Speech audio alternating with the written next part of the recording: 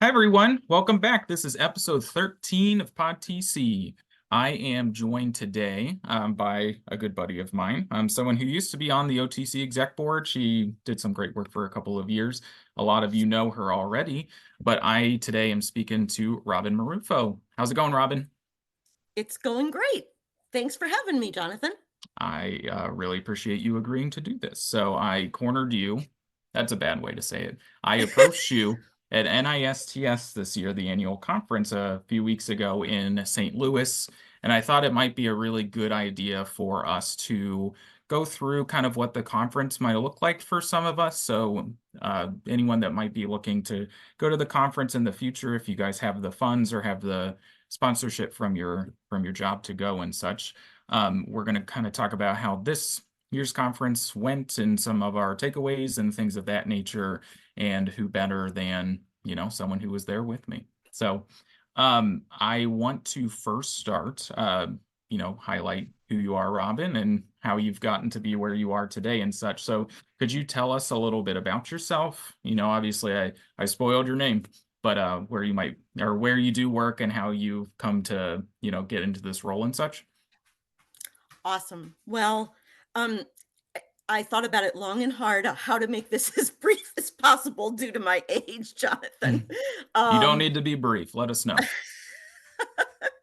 um, I can tell you that probably everything that I do in terms of higher education or anything that I've done for transfer students really is driven from a point of having grown up the way that I did and having my own experiences. And I think that's true for most of us, right? I mean, how many people are even aware that there are jobs at college we would want to do?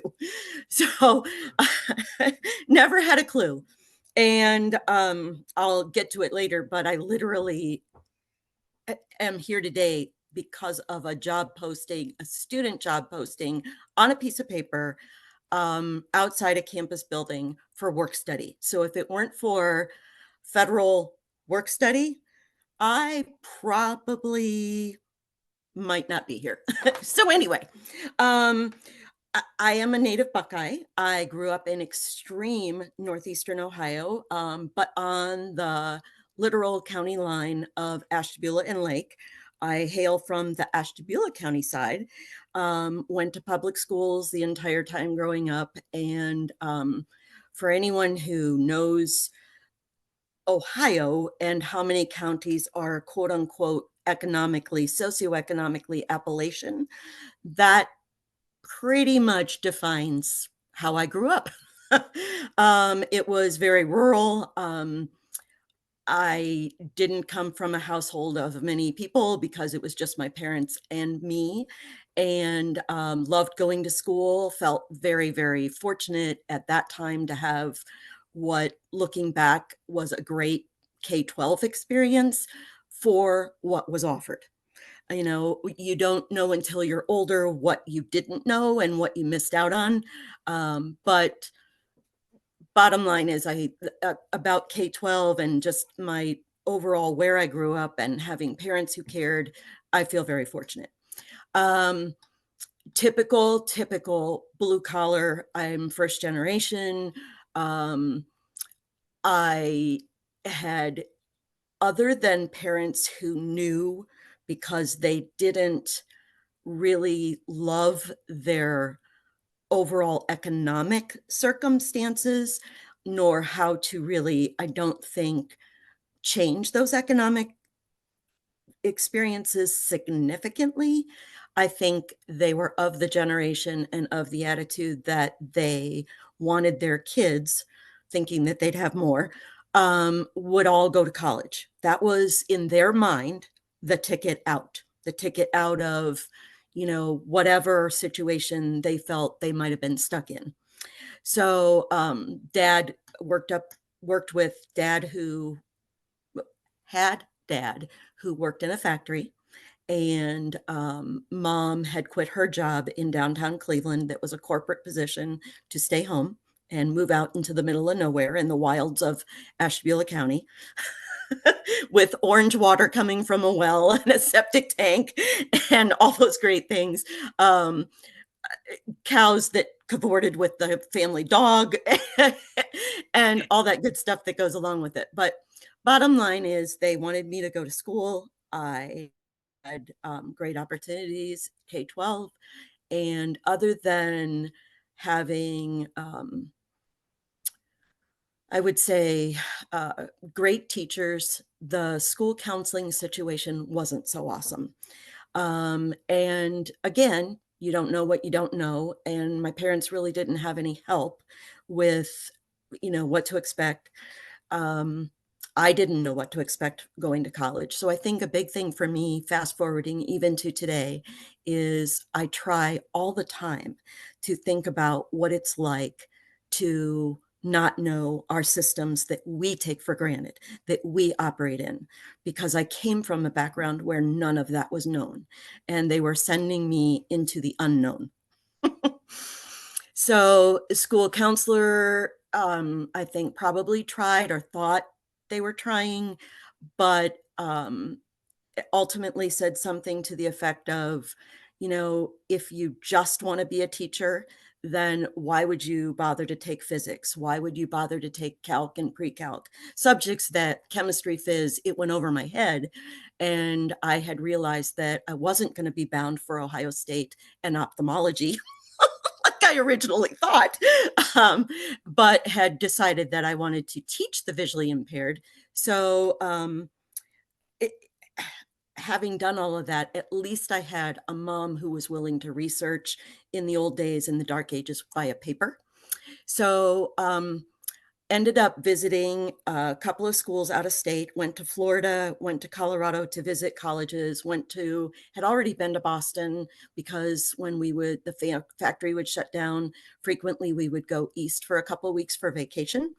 And so visited BC, Florida State, and my alma mater. And as soon as I visited my alma mater, it was one of those instantaneous, I was smitten.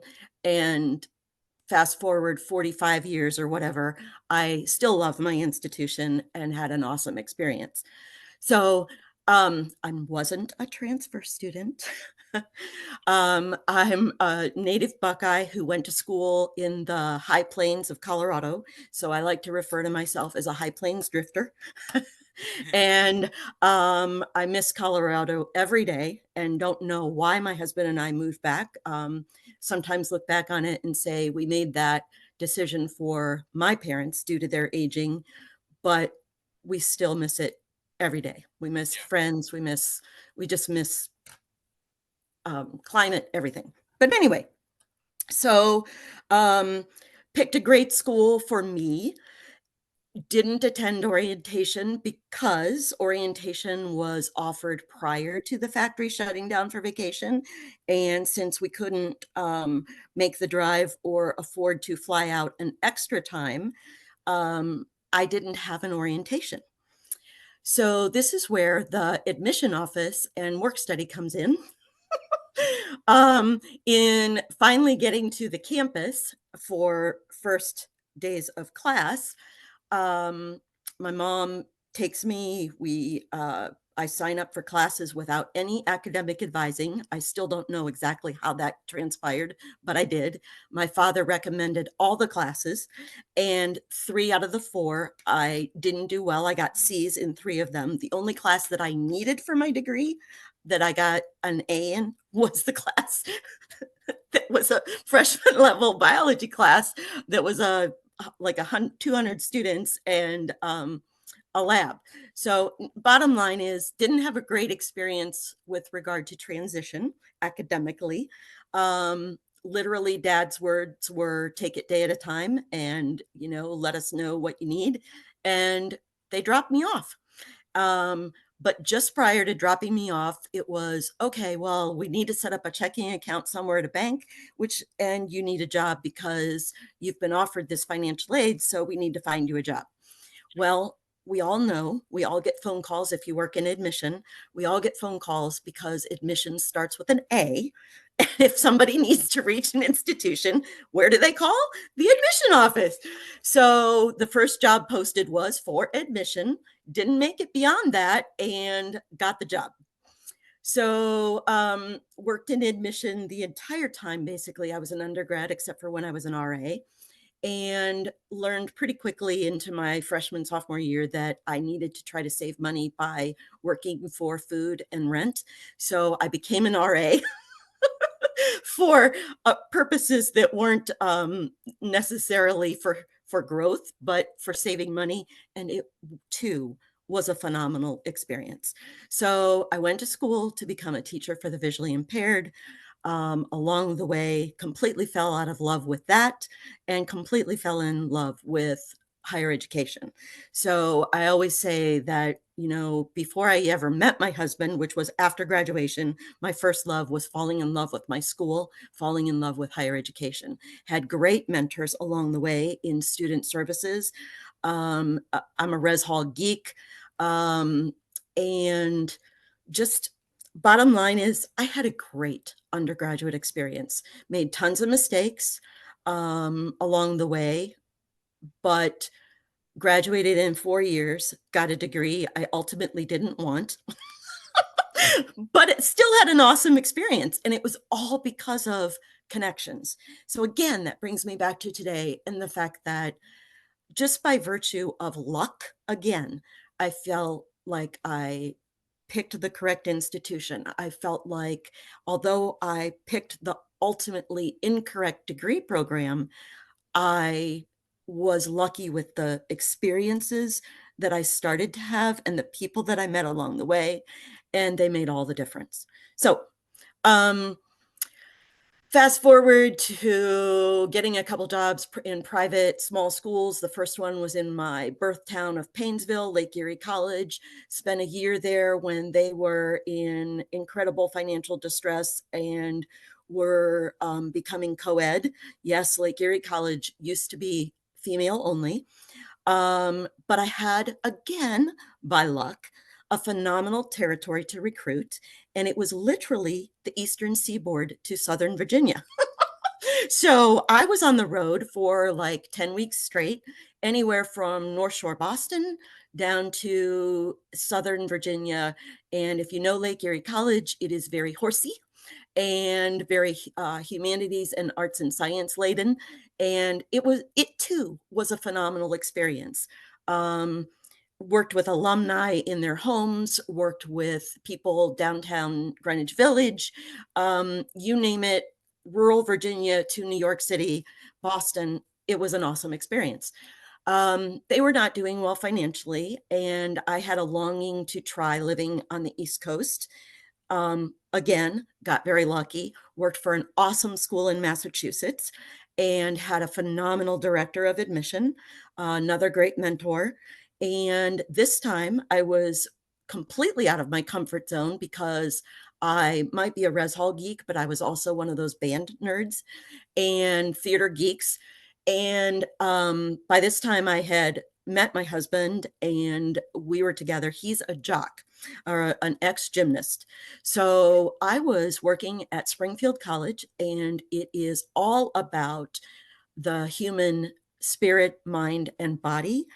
Half of 2,000 students compete in 20 some collegiate NCAA sports and founding of basketball.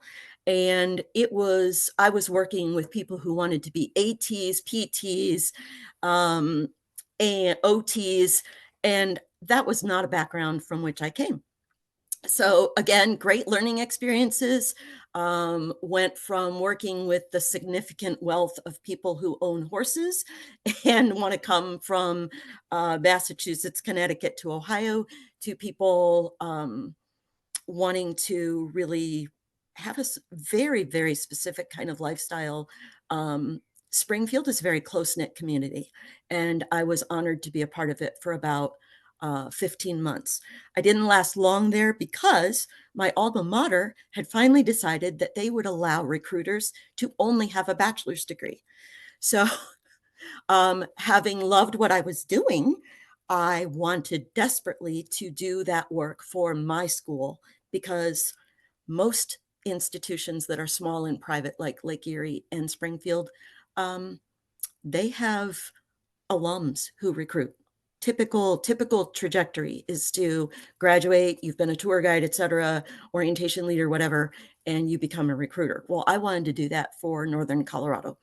So did that. We moved back to Colorado. And it was an interesting growing experience. Had some very interesting professional things happen along the way. Again, still had some great mentors, but they actually weren't all in admissions.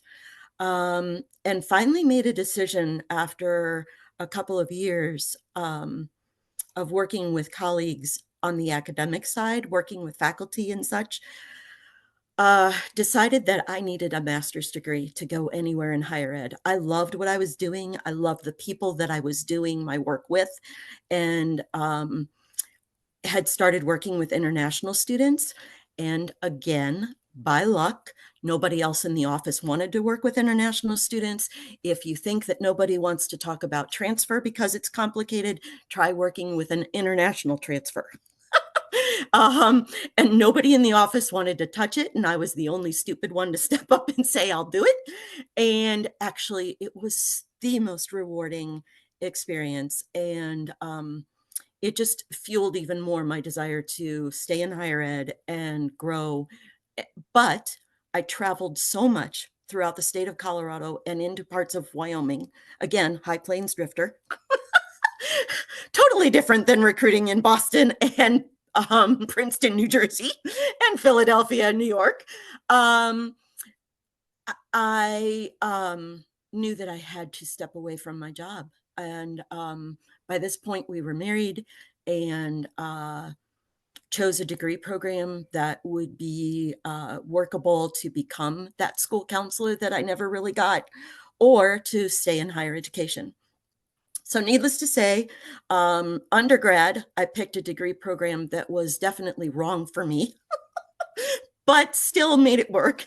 And in graduate school, I, again, feel very, very blessed that I picked a program that I fell in love with the more I was in it, and the people that I had as cohorts and my faculty, and did counseling and did the program that is K-CREP accredited for school counseling. So I could have been a school counselor, or I could stay in higher education. But during that time, I was a grad assistant, worked with international students, still worked with transfer, and was able to have great experiences there, and even in the K through 12 schools field experience. So needless to say, I come from this background of being an only kid out in the middle of the frickin' nowhere, and end up going 1,300 miles away to school, and had no clue what I was doing and just did it. And feel very, very fortunate to have had parents who enabled that. Feel very, very fortunate for so many things. So all of that experience and love of higher education brings me to wanting to advocate for students, demystify the process, remove barriers as much as possible. And,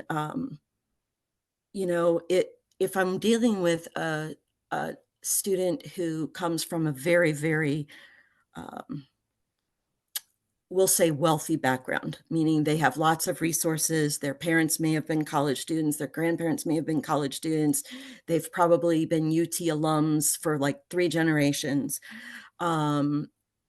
People who might have great economic circumstances and not need aid, all the way down to students who are from an extremely rural or extremely urban area, and they know that they need something different.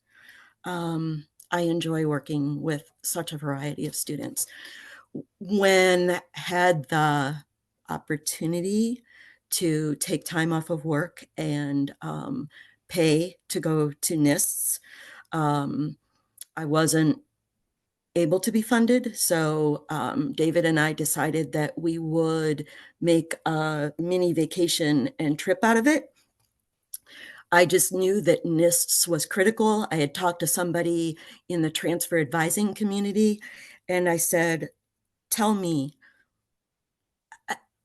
talk to me about which one you would go to in a heartbeat. Which one would you pick? Would you go to NACADA or would you go to NISTS?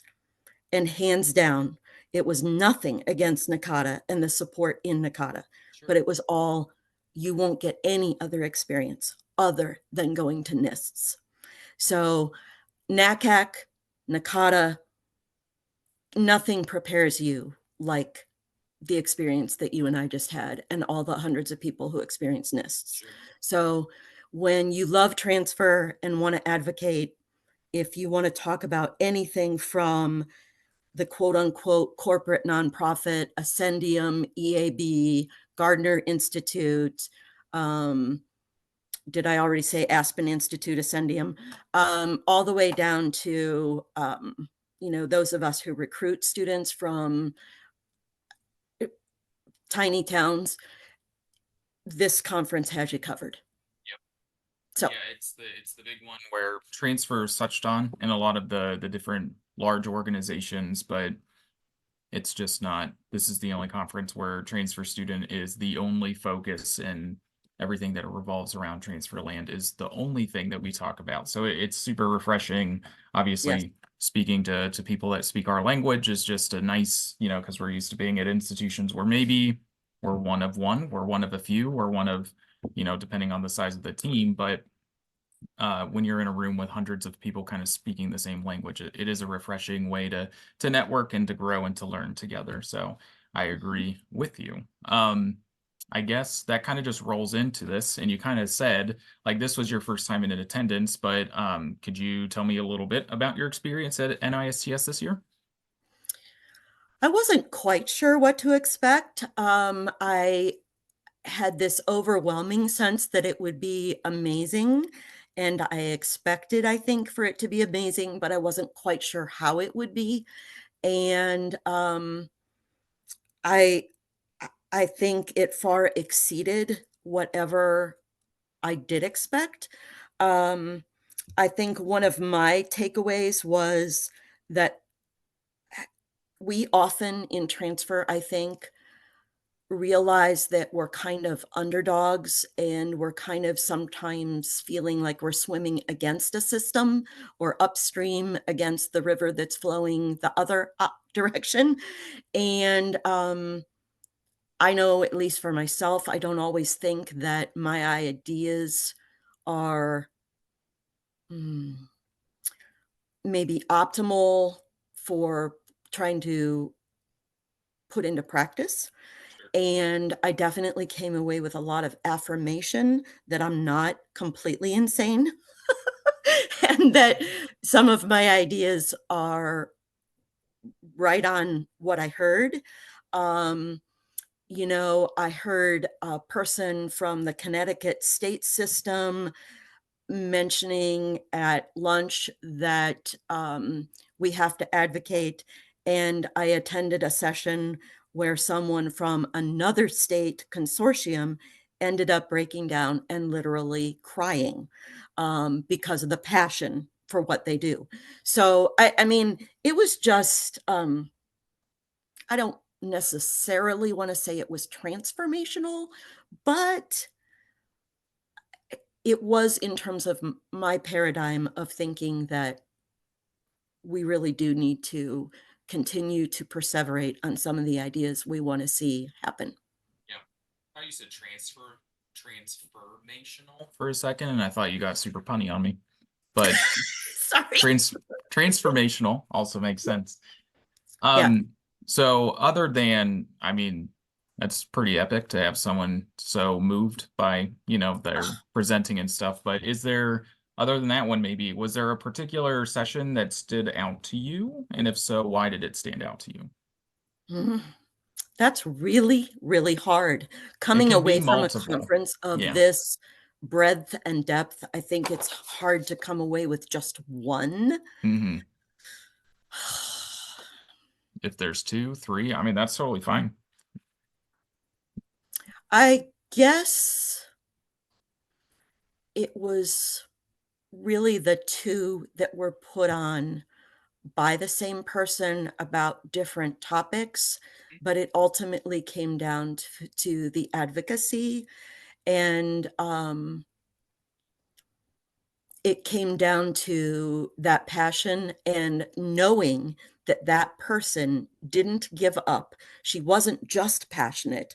She saw things needed to change, and she took it upon herself to surround herself, collaborate with people who could make a difference and get them to join forces, strength in numbers, and ask for voices on how to implement, get feedback from students, implement, and make things happen between small private schools like the first 2 that I started with, and make that difference for those students who find that they don't belong at that institution, and how can they move into something different.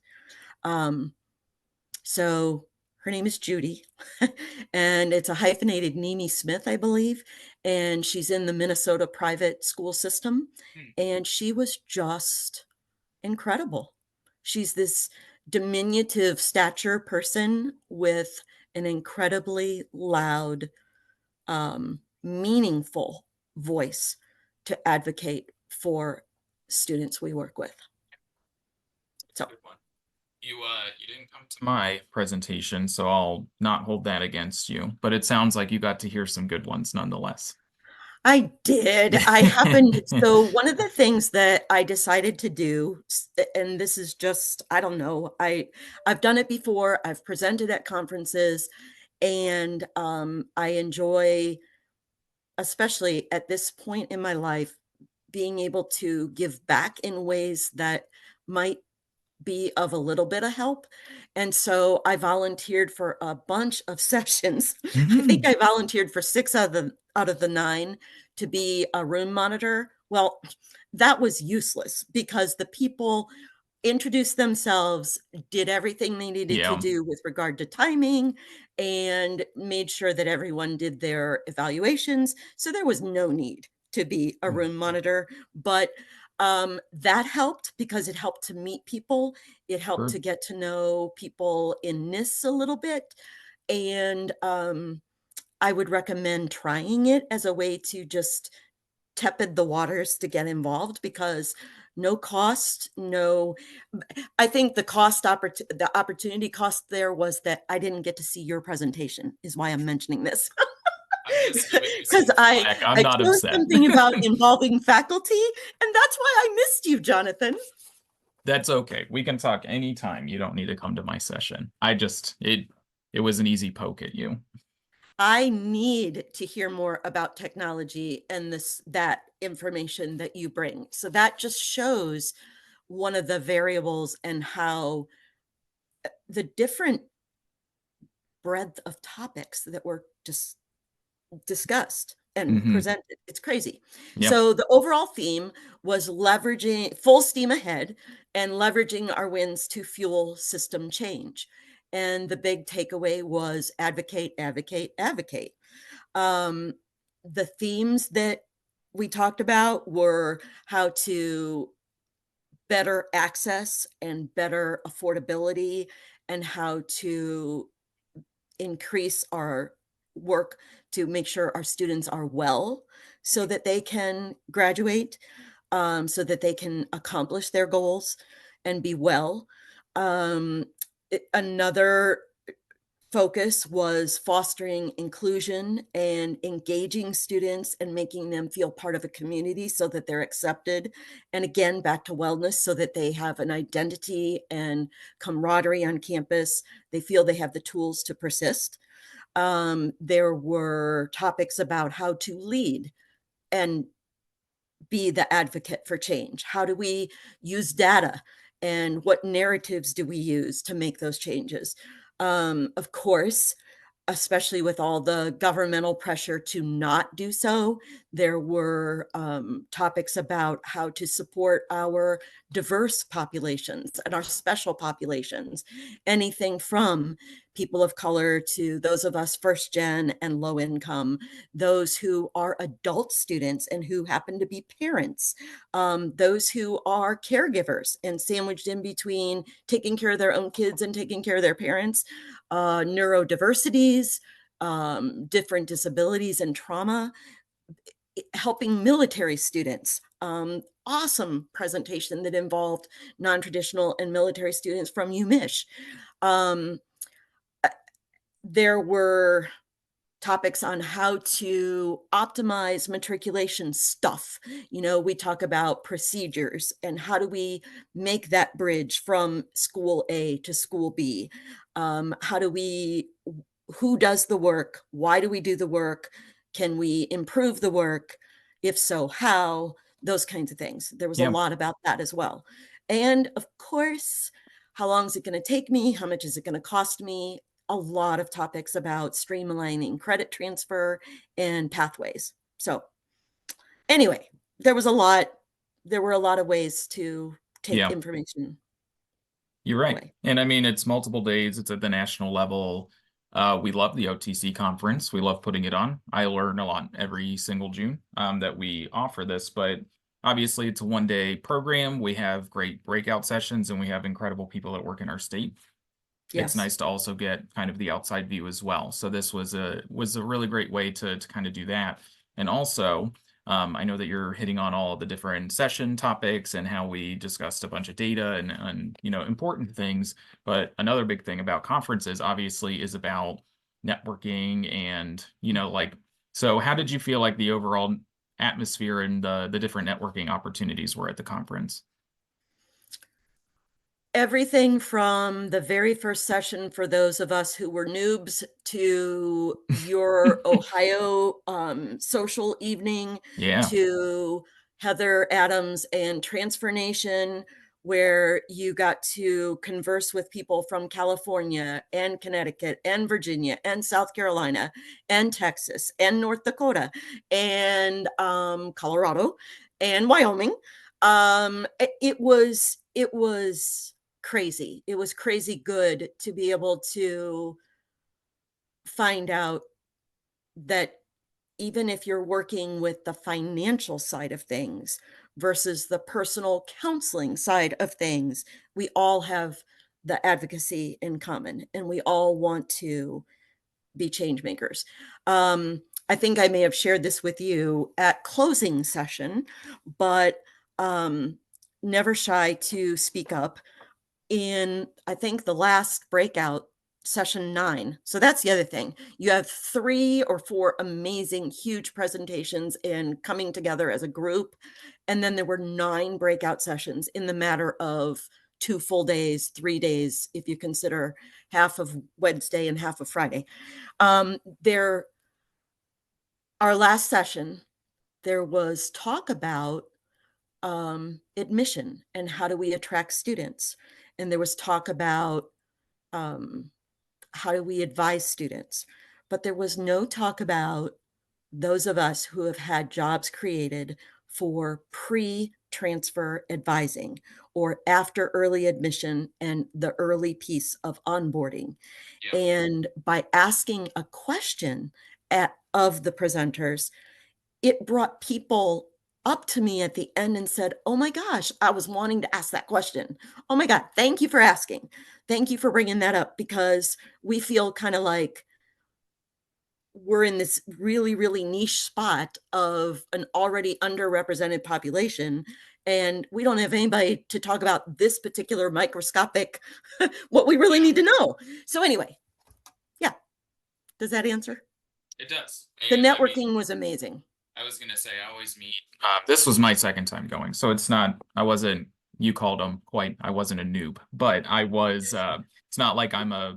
You know, I don't get to go every single year, so I know some people. Obviously, we know a lot of people from around Ohio, which is why you're right. We did that social. I thought that was a It lot was of awesome. fun.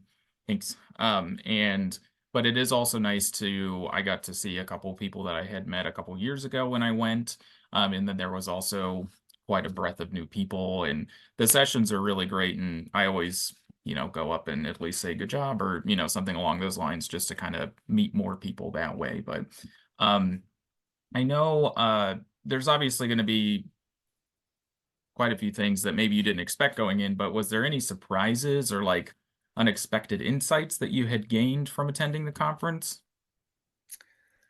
I think the thing that struck me was that a couple of things really struck me, and that was the data that was presented on day one that was actually kind of almost overwhelming and sombering. I think most of us walked away from opening keynote with, oh my God, the data, it, the odds are still stacked against us. But of course, full steam ahead. On the next day, we discussed that data and how to implement changes and what we could do to make those changes. Yeah. So I think I wasn't expecting to hear that things were not as advanced as we had hoped, but I was still glad that the work had been done. And I was surprised to meet people at the state level who also have the same feelings that people like you and I do, who are boots on the ground working with students. Yeah. They feel how we feel. They experience the same joys and rejections and, small victories and small losses that we all do. And so it was interesting to hear the personalities, I think, come out from the people who even work at the state level. Right. That's very insightful. Yeah. And we're so blessed in Ohio to have ODHE and, um, I I think in America right now in general, and for decades, at least since I've been growing up, people tend to be gruntled with government and with entities that seem to be at like a state or federal level. Sure. And I think it's easy to say, well, these people don't seem to hear us. These people don't seem to care. These people, why aren't they implementing this? Why aren't they implementing that? And I think when you get to know all the things that ODHE has accomplished and Yeah. all the systems that they have in place for us, if you don't take advantage. And I know my first couple of years at Toledo, I didn't even know that there were OGTPs. That wasn't discussed. And so it was a huge learning curve, but again, just going back to the whole state thing and takeaways and surprises, the fact that people at the state level even feel as we do. So Yeah. those shared experiences, I guess I wasn't quite expecting the same Yeah. Well, concurrence. yeah, we are blessed in Ohio. There's always room for improvement, obviously, but ODHE does really great work. A lot of Yes, states don't have an organization like OTC, where at least maybe if your institution isn't able to sponsor someone going to a national conference, they can get quite expensive. OTC is a 1 day, unless you come for the social. Quick plug, you should. it For is incredibly the return on that investment of Yeah, spending the time and the minimal amount of money to either yourself or your institution, the rewards on that are exponential, not yeah. just triple fold. You need, of course, I'm extremely biased. I value I was those gonna say, experiences of yeah. learning and meeting other people. Um, when we have faculty in a department who are um, giving us a hard time about wanting to accept credit, and I see people at OTC who understand and who are wanting at the community college level a transfer program with that very department. It's awesome to be able to know those people or Yeah. feel like you know them better, to be able to talk about, well, this is what we're experiencing on this end. And so, anyway, OTC in June, awesome experience. Yeah, very helpful crew we have here in Ohio. And even though technically we might be at odds at each other institutionally wise. I mean, there are so many people around the state that I can just shoot a message to at any point.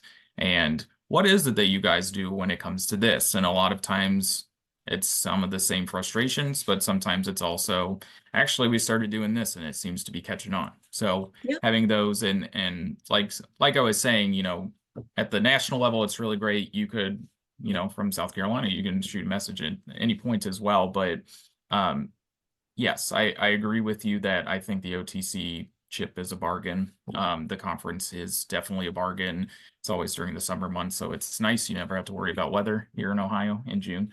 Mhm. But a lot of great ways. And I thought when you said that you were biased, you were going to say that you were on the exec board a couple years ago, which is also true too, that you and I are both biased. But we always ask for feedback. We generally are receiving good feedback about things, and that's what helps us continue to grow and do more things, and hopefully keep offering good experiences for our peeps.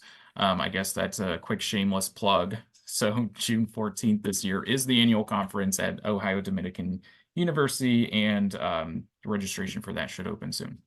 And isn't that the weekend of the federal holiday? Oh, Um, you know what? You're right. I We think it didn't is. we didn't think about that, but So your institution make a might. long weekend, Yeah, go to Columbus, enjoy, yeah, you might have one learn day and off as enjoy. well. That is so insightful, Robyn. Thank you. I didn't even think about that.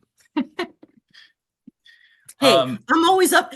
I started in admissions and I still love to travel and I can still recruit for every school I've worked for. So why not come to Columbus and experience Columbus if you don't already live near there and take it all in? yeah, we'll have some fun So, stuff planned. So, that's pretty much the end of what I had prepared. Is there anything else you would like to add, Robyn? not really, other than letting you know that if you invest in this, you also still have follow up after the conference. And True. we even, I mean, there is work post conference. We will be having a meeting later this month to discuss where we are, our progress with what goals we set and things we said that we wanted to implement when we were at conference. Yeah, So, yet again, more investment in the process and the people, and just, yeah.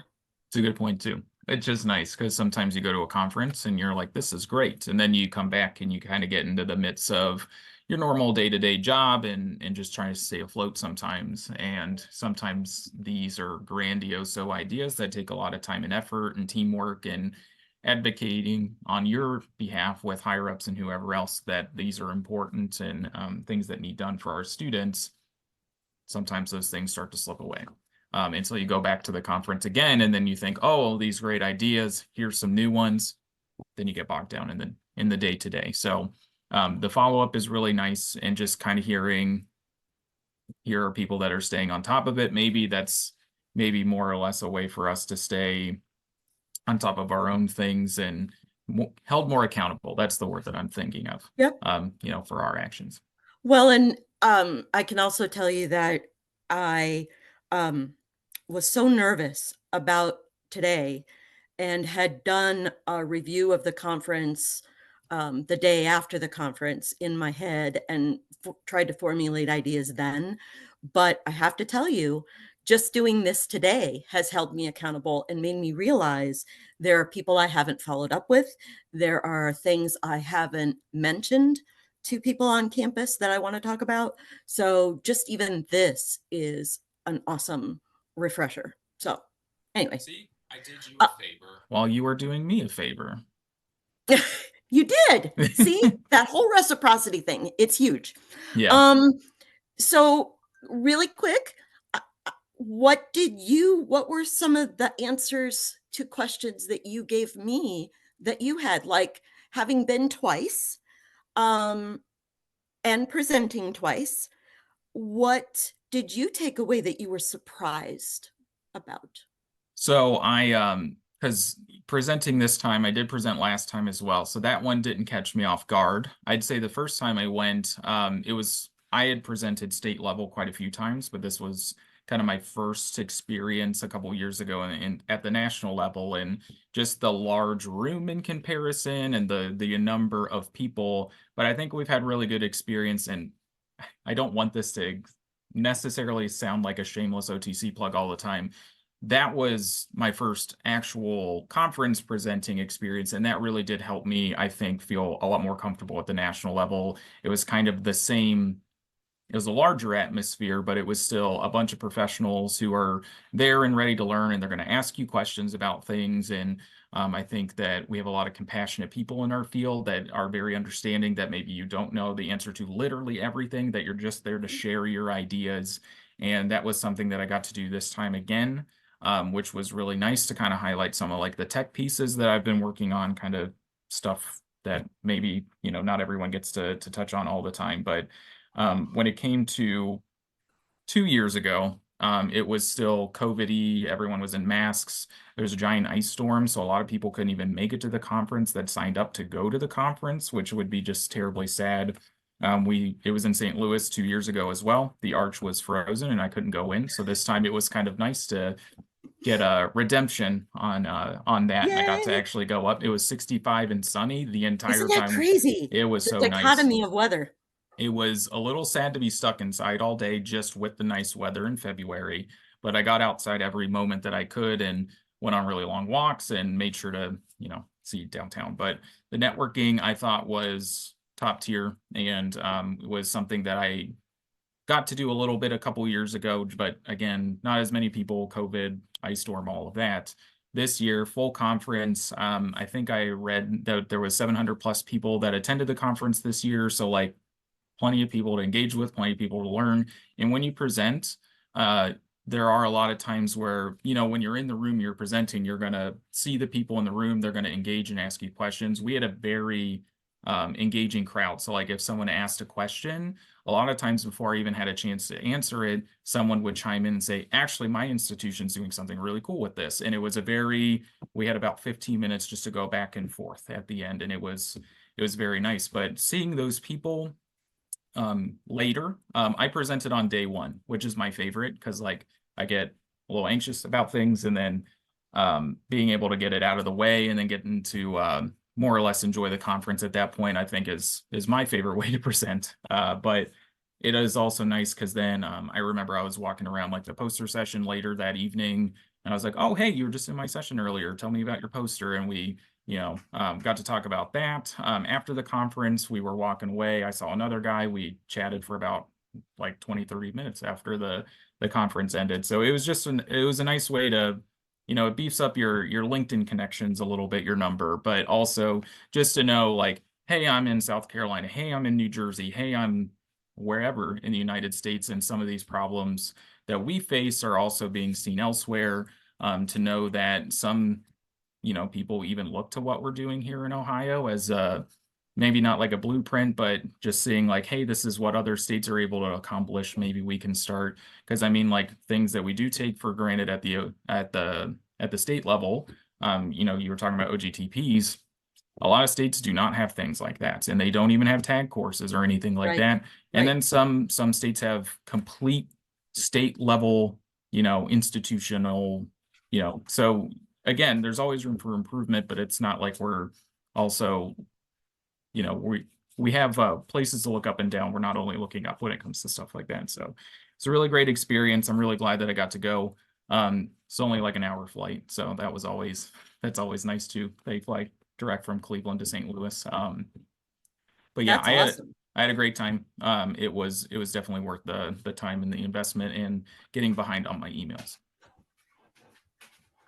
Well, it's good to hear because I viewed you as the expert going in because you'd been before and you'd already presented before. So it's I good to am hear. not an expert for sure. There are some people that have been going a long, long time. I know even in some of us in Ohio, go pretty consistently almost every year, and I always look to them. So maybe we'll get you in contact with a better expert next time. Oh, stop.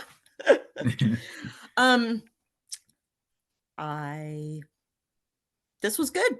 Thank Yeah, you so I much. think we covered a lot, and I really appreciate you taking the time. I know again that maybe this made you a little bit anxious, but hopefully you're a little better about it now. And we got to cover a lot. I think that if you're someone who's looking, kind of like Robyn was, and looking to what national conference would maybe make the most sense for you to go to, if you are in, if you work with transfer students and that is your sole role or the majority of your role, this really is a great conference to connect with other people and just know that you'll see some familiar faces there. I think there was close to 30 people in attendance from Ohio, so even some people I didn't know beforehand.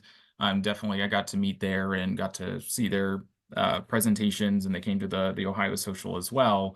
But just, if you do have those time and resources, it is a really great place to connect with people from all over the country and learn about quite a few things.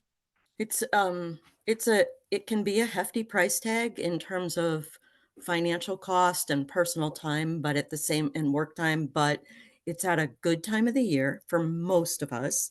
And the return on that investment is just intense. It's crazy. So just like OTC, I almost feel like you're doing yourself a disservice by not going. If you have the opportunity, if you can seize the opportunity, you need to go.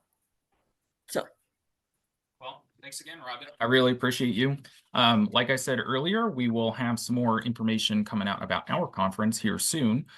So if you're not able to do things like NISTS, or if you're a normal OTC goer, we really appreciate you, and you'll have the chance to sign up for our conference again.